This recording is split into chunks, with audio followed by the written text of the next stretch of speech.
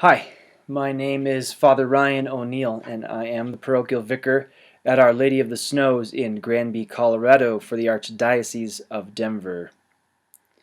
I just wanted to make a few comments today about the Bible Secrets Revealed miniseries on the History Channel. I watched the first episode this week, and the name of the first episode is Lost in Translation. I just would like to say, first of all, it's really well done. It's very artistic. They take a lot of traditional Christian religious images and they make them very beautiful. And in that sense, it's very attractive, which is always good for any television show or miniseries. And I think especially when it comes to the Bible, whenever we're talking about something so beautiful and profound, that to present it in a beautiful way is always very good. I'd also like to encourage anyone who is watching this video right now to look up some of the main professors and doctors, some of the main proponents in this mini-series.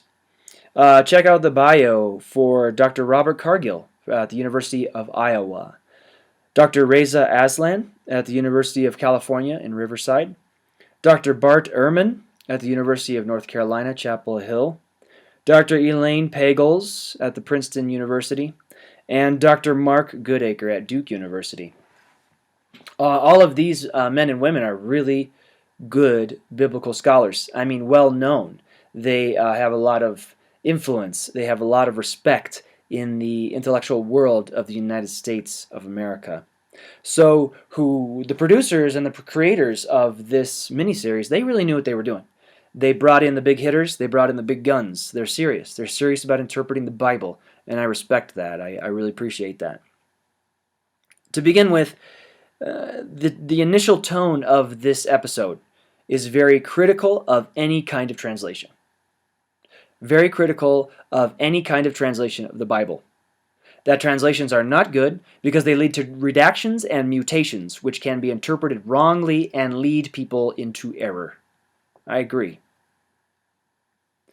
But later on in the episode, they begin to become very critical of the Catholic Church for not allowing others to translate the Bible. So it's a double standard. For one thing, you should never translate. If it's in Hebrew, just read it in Hebrew. If it's in Greek, just read it in Greek. Translations cause problems. But if you're the Catholic Church and you're telling people they can't translate, then the Catholic Church is just being manipulative, mean, power-hungry, all of the above. So why do I bring this up? Because I want us to see what's going on here. In this very first episode, we have the establishment of a new magisterium. Yes, what is a magisterium? It's the teaching body of the Catholic Church. So basically, what they're saying is the Catholic Church doesn't have the authority, because they're corrupt, to control who interprets or translates the Bible. But we do. Our professors, Cargill, Aslan, Ehrman, Pagels, Goodacre, we have them on our side. So we have the authority to say who can translate and how it should be interpreted. And this also speaks to the crux of the argument. What else are they hitting? The separation between faith and reason. That faith is completely opposed to reason. They work against each other. But this is not the Catholic Christian understanding of interpreting the Bible, of scientific knowledge, of any kind of intellectual endeavor. We believe that faith and reason go together. Pope John Paul II said in his encyclical that faith and reason are like two wings that help mankind ascend to the heights of truth. So, look at Thomas Aquinas, look at St. Augustine, look at the fathers of the Church. For centuries, the Catholic Church has always believed that faith and reason work together and that they do not contradict each other. And what is this new magisterium? The magisterium of the Bible Secrets Revealed based off of? Scientific research, archaeology, rational knowledge, which implies that if you're a Catholic, a Protestant or a fundamentalist, that you're sola fide, faith alone, and you're irrational. It's irrational. So, basically what they've done is they've given us a choice. You can believe this magisterium, or you can believe this magisterium. You can believe the magisterium, which seems to me to be a straw man of the fundamentalist interpretation of the Bible, which is faith alone, or you can believe this magisterium, which is based off of reason and science. And if that's the case, then everything is an interpretation. It's true. I don't care if you're reading a children's book. I don't care if you're reading the Odyssey by Homer. I don't care if you're reading the Old Testament in Hebrew. Everything is an interpretation. So who are you going to believe? Which magisterium are you going to choose? And then the question comes, how do you read the text? How does this magisterium read the text compared to this magisterium? And like I said, the proponents of this mini-series are basically attacking those who read the text with faith alone. And that is not how the Catholic Christian Church reads the text, with faith alone. That's not how we read it. So I can only speak for the Catholics. I can't speak for the Protestants. I can't speak for the Lutherans. I can't speak for the fundamentalists. But there are three ways to read a text that I want to just look at. There's the postmodern reading. A postmodern looks at the text and sits in front of the text. In our situation, the year 2013 in the United States of America. And they say, what's important to me? What's important to our country? What's important to the political agenda of my people right now? And they say, feminism is something I'm really into. And so they read the text from an outsider's perspective in the year 2013 as a feminist, and they say, this text was written only by men. Therefore, it must be a text to oppress women. Taking what they want out of the text and applying it to what they think is important. And we can see that up and down the entire episode. There's post-colonialism when they critique how Constantine interacted with the church in the 300s. There is a critique of how some people have used the Bible to justify racism against black people. Yeah, that's probably true. I'm not a racist and I love black people. But what's going on is we think this is important, racism. We think this is important, post-colonialism. No, down with King George. No, down with the presidents or whatever who came before us.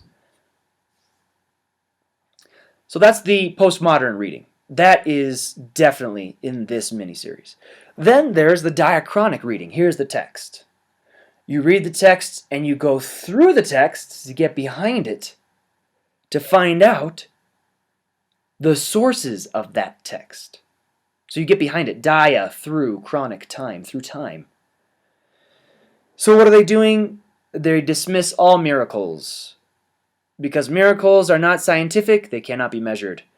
Therefore, if there's a miracle in the text, ex nay. They deny all fulfillment of prophecies. If there's a prophecy that's being fulfilled, forget about it. It was actually written after the fact, and they called it a prophecy.